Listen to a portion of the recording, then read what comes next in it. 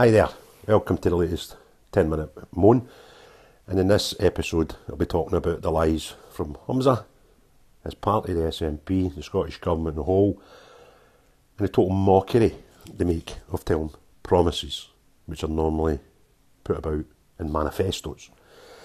Just remember, please, if you enjoy the video, please give me a thumbs up and hit the subscribe and notifications if you want to see more. I need to make a wee apology, I'm a bit loaded now, so the head's a bit fuzzy, the nose is a bit blocked, but I'll do my best to put the information I want to share over as concise as possible. So, if we go back to 2.5 years ago, to the last Scottish election, round about the spring 2021, the SNP, like most parties do, published their manifesto to tell everybody how they would govern the country should they win an election. Normal practice. And the normal full of nonsense. Now, one of the biggest promises they made the Scottish electorate was that they would not raise income tax during the period of the next government should they win power, which they did, but they had to get in coalition with the Greens, so they might blame that. But what they said was very, very clear, that they would not raise tax in the next 5 years of the Scottish Government. Scottish Governments can be in place for 5-year periods, so we're about halfway through the period that was covered by the last Scottish general election. Now, interestingly, since then, the Tories in Westminster have done as much as possible to not raise taxes. And very, very interestingly, there's been a lot of debate over the last few weeks about this black hole in the Scottish accounts. And there's going to be a mini budget next week, and it's been suggested that there's a £1 to £1.5 billion black hole in the budget. So the Scottish National Party will need to try and plug that somehow. And a lot of people have been suggesting that they would, myself included, that to plug this gap, the SNP would raise taxes and potentially bring out a new tax bracket, either the £75,000 to £125,000 threshold, or bring out a new threshold starting at 60, is around about 60,000, potentially as low as 55,000, and have a separate bracket for that, which would give everybody over that threshold an increase in their tax.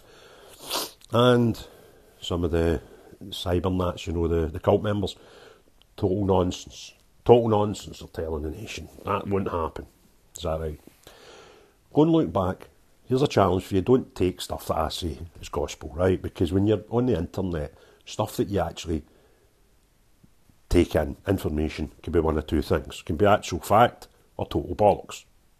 Now, I ain't going to sit here and tell complete strangers that don't know me from Adam to believe every word that I say. But what I would suggest you do is go and do your own background checks on anything I say, or if you want to believe the opposite of what I say, go and find that information, but just be careful. Normally on the internet you can find anything to stack up your own belief, which will come to later on about the Gers figures. However, here's a challenge for you. Go onto Twitter, or X, formerly known as Twitter.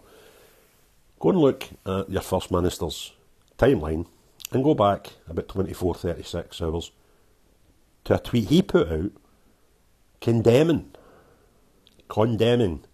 the Tories in Westminster for not raising taxes and telling everybody that's to the detriment of the rest of society. Despite having a manifesto that said the SNP would not raise taxes, your First Minister, within the last 24, 48 hours possibly, is now having a pop at the Tories for not raising taxes and telling everybody that the Scottish Government would have, I can't remember his exact words, so it might not be verbatim, but they would have a different solution for the world's problems just now. Nicely doing two things, nicely leading us up to, I think it's Tuesday's mini-budget in the Scottish Government, suggesting that, you know, we're going to do the opposite from the Tories, and that would be, instead of freezing, actually increasing taxes. It's got me a wee bit worried because it might be worse off than people have been suggesting over the last 7 days. However, and it was also totally contradicting the SNP's own manifesto from 2.5 years ago. So I think it's Tuesday, we'll have the Scottish budget, and don't be shocked and surprised if we do, as everybody's been telling people online for the last week, that we're going to raise taxes, despite some of the cybernats, the worst of the cult, they're telling lies. It's something I touched on. I've done a video the other day about the Gers report, not the Rangers, one of Gers. Gers being the government report on the fiscal position of Scotland, where it looks at the amount of money raised as opposed to the amount of money spent. And you get bombarded with people telling you that this is propaganda. Propaganda, anti-Holyrood propaganda devised by Westminster. Now let me tell you how this one worked. In 1992, John Major was indeed the Prime Minister in Westminster who set about these figures and started publishing figures that looked at the income of Scotland as opposed to the outgoings of Scotland. And it was based to give us an idea of how devolution would look and how it would work, and what powers could be given to Scotland and what would be better kept in-house. So from 1992, 100% Westminster produced documents.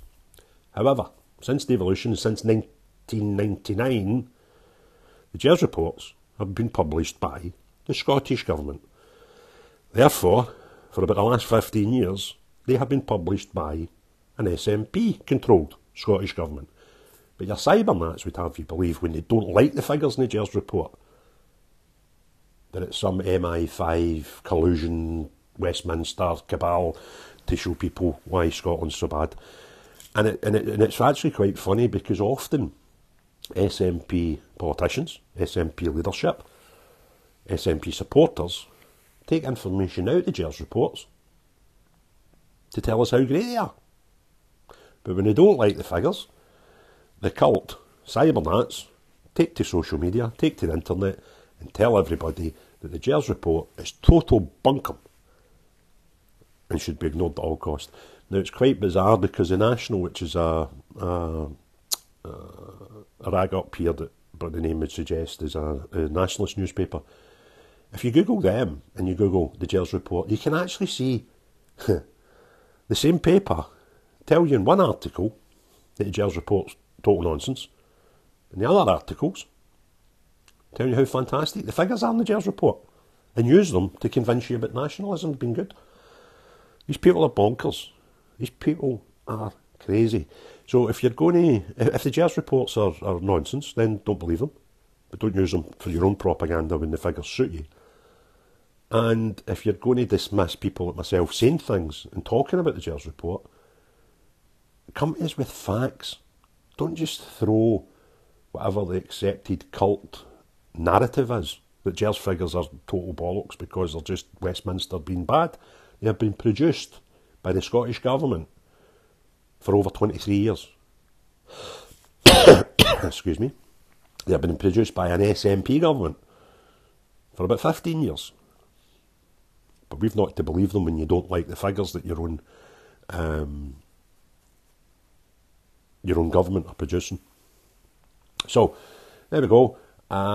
Just so this basically is to tell you we'll get more tax hikes coming in Scotland, and now we've got the SNP leader, the First Minister of Scotland, telling you that the Tory government are bad for not looking at lifting taxes by a government put in place with a manifesto that promised no tax increases.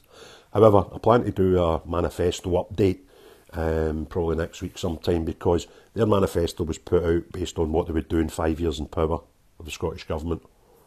They're about halfway through, so there'll be a half-term report probably this, sometime during the week. Alright, so listen guys, thanks very much for tuning in.